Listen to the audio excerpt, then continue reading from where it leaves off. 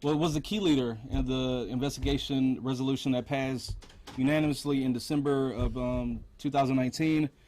And that was a two-pronged part, right? It launched the investigation of what some of the allegations that involve the then at time Assistant Chief Newsom, and it's also going to kick off an investigation that's coming later on this year that's going to be more extensive, that looks at systemic and institutionalized racism within the whole police department. A few of you may remember that we did a joint press conference with the Black Police Officers Association that was received pretty well, and you know, up until now, we didn't believe that there was any foul play going on. We didn't think anything had happened. We thought it was a safe space for people to come out and talk about issues in systemic and institutionalized racism within the police department. It has been brought to our attention as of yesterday that it seems that people are not able to wholeheartedly and openly and honestly talk about some of the issues regarding racism within the police department. It seems as if that people, when they speak about racism and when they speak about the injustices that are going on in the police department, that some type of retaliation, that some type of effect is happening. To us, to AJC, and I don't want to speak for anybody else that's going to be speaking, that seems like a red flag moving forward, and even with the current investigation that's taking place. For the people to ask how, if you speak and then it seems that something just so happens, you know, uncertainly happens to you, it seems to us that people that are speaking out are now being retaliated against administratively or just by their peers for some of the same things that they're calling out in the police department. And we just find it odd that people of color, black men, black women, brown men, brown women, are now being accused of the same racism that they are accusing the police department of themselves. So we want to make sure two things are going to happen moving forward. We want to make sure that the city can do all that it can to make sure that the people in the police department that do want to engage in the investigative process and do want to engage honestly and wholeheartedly, we want to make sure that they're protected. We want to make sure that the investigations and the credibility of the investigations are not tampered by people being retaliated against. And we also want to make sure that if people do speak out, that they're not going to be, you know, put under a gag order to where they can't speak out about specific incidents regarding them, or just the broader issues of racism and systemic racism within the police department. I think it's very important for us as a city, and not just the police department, but I think this part is for Austin in general. In Austin, we are now finally getting to a point to where we are talking about racism in a very real way. And that means throughout that process, some of us are going to have to be challenged and called out for our racist actions and our racist attitudes and our racist beliefs. That doesn't mean that when you are challenged or accused of being racism that you get defensive. That means you take the time to listen. That means you take the time to reckon with what people are telling you. And then that means that we collectively as a community take time to heal. You cannot point the finger at somebody that is accusing you of something so egregious that we know for a fact to be true. For every black person in this room, whether you're in front of the camera or behind, for every Latino person in the room, whether you're in front of the camera or behind, or even if you're watching at home, you have known through your lived experience, through your very experience in existence, and you can almost feel it at every nook and cranny in the city of what racism looks like. The proper response to that is not to then accuse and hush people for crying out and telling you how you're hurting them. Now in this city, in 2020, in this year specifically, is the time to deal and reckon as a community. How dare you try to punish somebody for calling you out on toxic behavior as opposed to just doing the inner work so we can heal not only as a department, as a city, but as a country. So I say that to say again, because we're not allowed, this person again is not allowed to talk about the specifics of the investigation, so we don't want to get anybody in trouble. And to be clear, it's not just one person. There have been multiple people that have felt that retaliation is afoot, and we want to be loud and clear for the other people that want to engage in the investigations that are taking place and that will take place. Please continue to have the courage and the fortitude to do so, because we absolutely cannot heal unless we're going to be open and honest about the issues that's going on within our departments and within our city. So now we'll have a few words from the illustrious District 1 Councilwoman. Thank you, Chaz. Illustrious. Good evening, everybody. I'd like to thank everybody for being here this evening. In November, I stood before you and I said that it is well past time that we hold a very public and a very forthright conversation to confront racism in Austin. The days and months and relaxing holidays since then have not weakened my resolve and my commitment to that mission. I've also said that we must zealously protect the integrity of any investigation into allegations of racism. Right now, I'm worried that not everyone sees it that way. We need to understand that an honest conversation about the legacy of racism in Austin won't be easy or comfortable for a lot of people, regardless of their ancestry. But we also need to make certain that everyone, particularly anyone who can contribute productively, feels as comfortable as possible to speak freely, openly, honestly about their personal experiences. Growing up in this city as an African American woman, I have deep experience with the almost infinite stresses of daily discrimination, much of it intentional, and much more, perhaps, unintentional. I know that this is not an uncommon experience, and I also know that I am privileged to be able to speak about it openly. Not everyone else is. So we need to give those people the room to reach within themselves and share their experiences.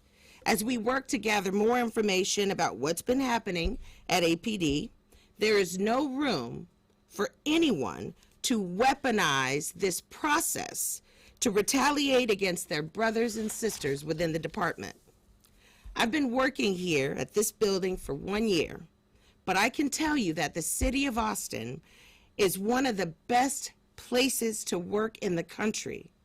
And a big part of that is the common expectation that employees have the right and the obligation, frankly, to shine a light on racism and bias in the workplace. Everyone who works for the city, whether they wear a badge or not, should feel confident that they can continue to do so without any fear of retribution from their superiors or their colleagues. Confronting racism in Austin must become our norm and shouldn't come at the risk of compromising your career. It's my intention that anyone who would seek to obstruct, retaliate, shame, or smother anyone's experience or truth will face the consequences. It's a new day in Austin, and the sun is just now rising. Thank you.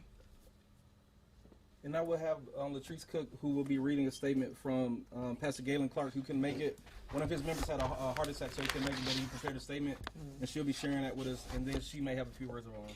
Hi, I'm Latrice Cook, Executive Director and Founder for Melch Center, and we work for people that have previously been incarcerated and their family, and I'm honored to be able to read this in spite of Reverend Clark not being able to be here, because he has definitely been a supporter of social justice and definitely people being treated equally.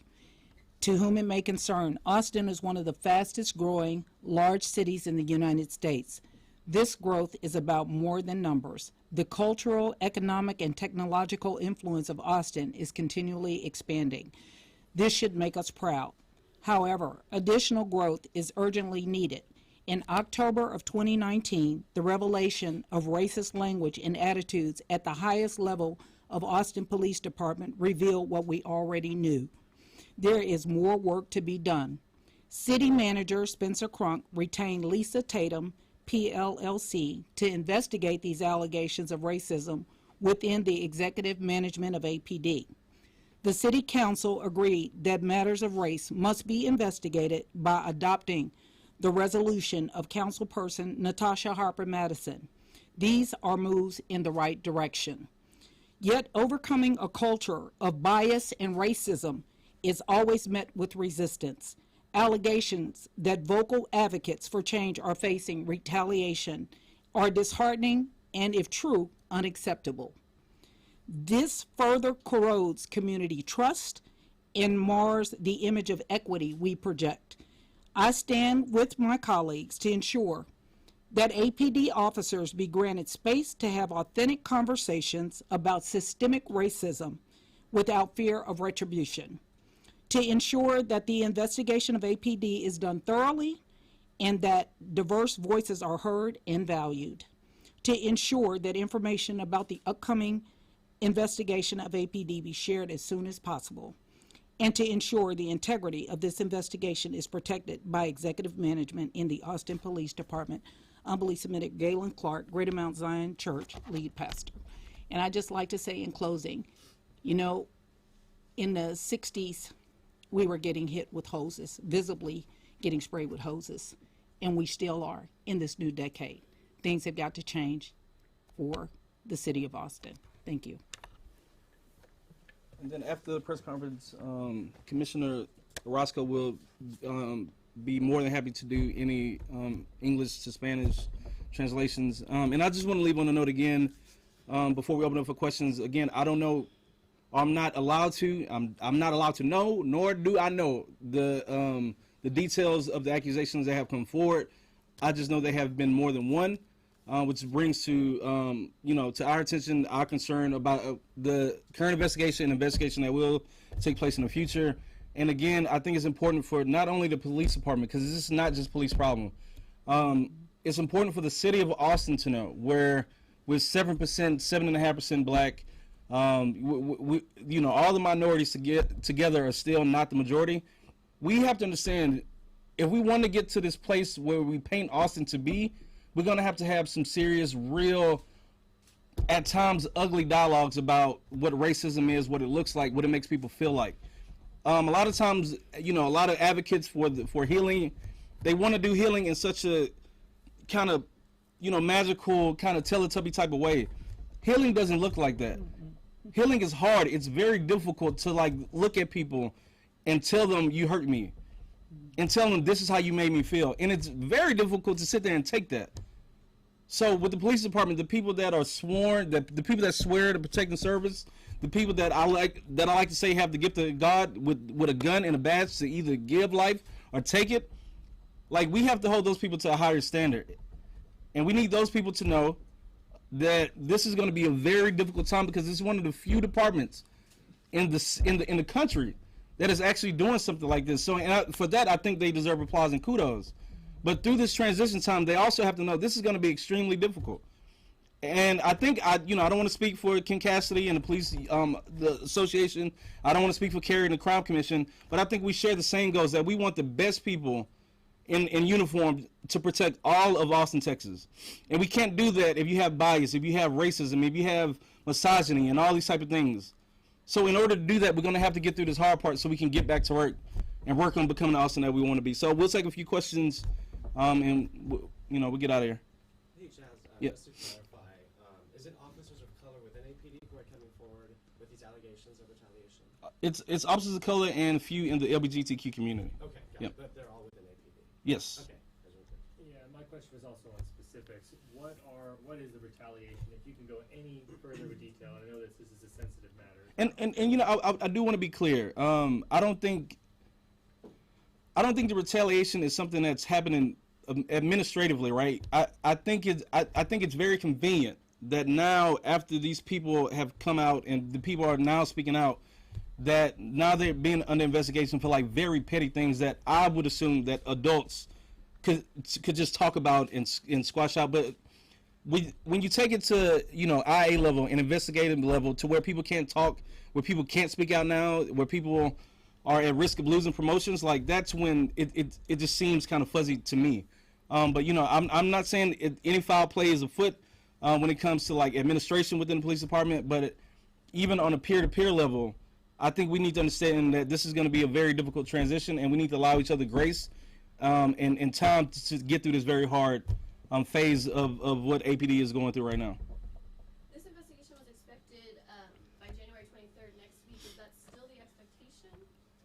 I can speak to that. So as of today, the update that we received from from our city manager, Spencer Cronk, it's looking like, you know, we want to make certain that we don't impede on Ms. Tatum's ability to execute the investigation as thoroughly as possible. So it's looking like February is when this first round of investigative activity will conclude. Beginning February? Is there any clarification? I don't have specifics there.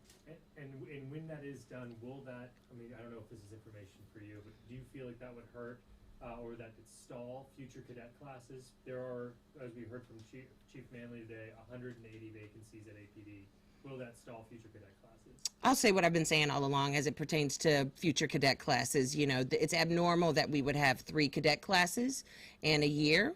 So we are aiming big because we do have so many vacancies. So we're aiming big this year and adding a 3rd. Normally we only have 2. So the class that's intended to happen in February will happen. The class that's intended to happen in the fall will happen. My hope is that we conclude the initial investigation and move forward in a way that's comprehensive and recognizes that we do, in fact, need to have that 3rd class. But there were some benchmarks that were required by way of the resolution that we need to meet in order to ensure that the summer class also happens. So I think everybody's in agreement that we need to have all 3 classes. But that to say, if any class was at jeopardy of being postponed, it would be the one additional class that we wouldn't normally have anyway, and it would be that June class. Are there concerns that what you guys are hearing happening is going to affect the findings of this investigation? That other people will refuse to come forward? I think that's exactly why we're here today, is to express that behavior like this, you know, in addition to having, like Chaz pointed out, these are folks that we need to have the utmost in way of judgment and moral character, emotional maturity. We need people to recognize that impeding on the investigation doesn't necessarily further their cause. It should be counterintuitive. Counterproductive is what it really is, because you want the best, you know, to represent our city and the police department. The men and women that show up and do this job every day with integrity and dignity, they want the best to be working alongside them. They want to call the best their colleagues. And so, yes, I think unfortunately it could absolutely impede on the ability for us to have a clean investigation. And that's extremely unfortunate. I'd like to encourage, much like Chaz did, folks to continue to be brave and courageous in the face of racism and bigotry in the city of Austin. This is, you know, I think you already pointed it out. This is an opportunity for us to revolutionize how we move as a city by way of having very uncomfortable conversations about a legacy. And I said that intentionally. There's a legacy of racism in the city of Austin. I stood at Robertson Hill yesterday and got the historic account around the French legation as they're going through their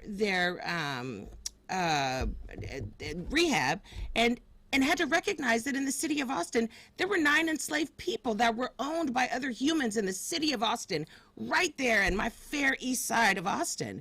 And so we have to acknowledge our history in order to move forward into our future in a way that makes it so that everybody has equal opportunity to thrive in the city of Austin. Do we know were these interviews as part of this investigation happening anonymously? Like, how did fellow officers find out who was speaking out? I can't speak to that. Chaz, a question for you, and I think you touched on this in the very beginning. You said you found out yesterday about this. Was it that the retaliation happened yesterday, or that's when you found out about it? That's when I found out about it. And again, you know, I have no access to the information. I wish I did, but you know, I only know who I know.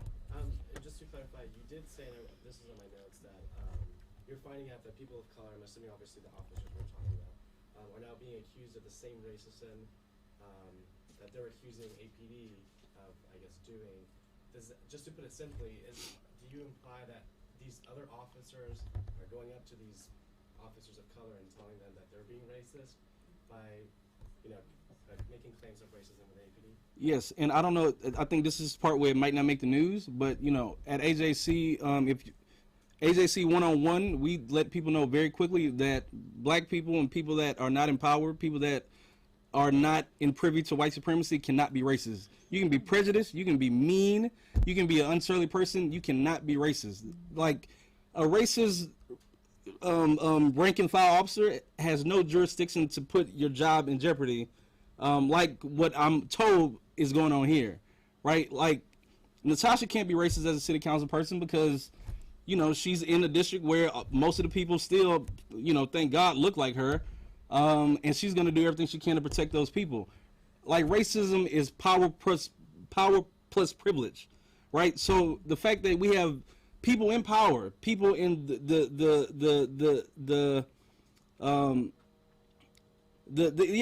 like people in a powerful class and position accusing the people that have been historically oppressed for years, decades of racism is just absurd to me.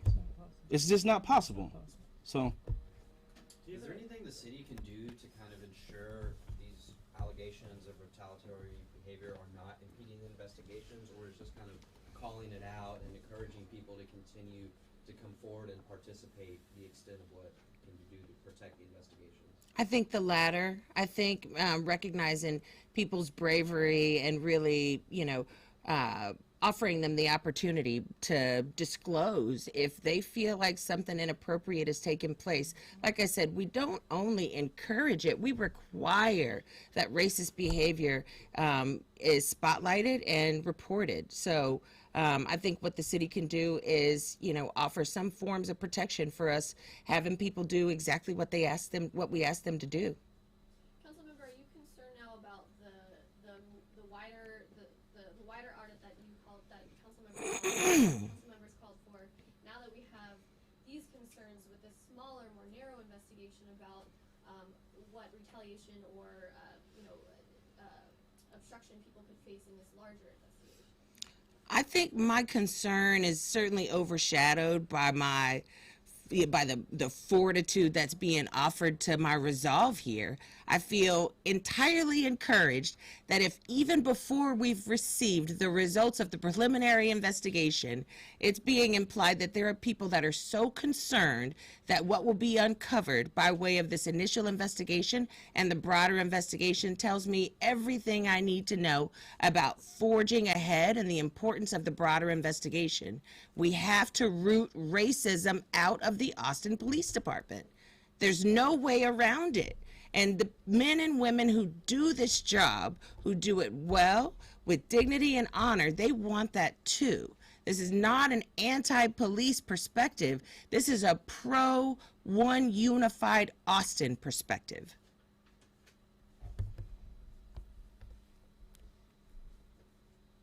All good? All right. Thank you. Thank you.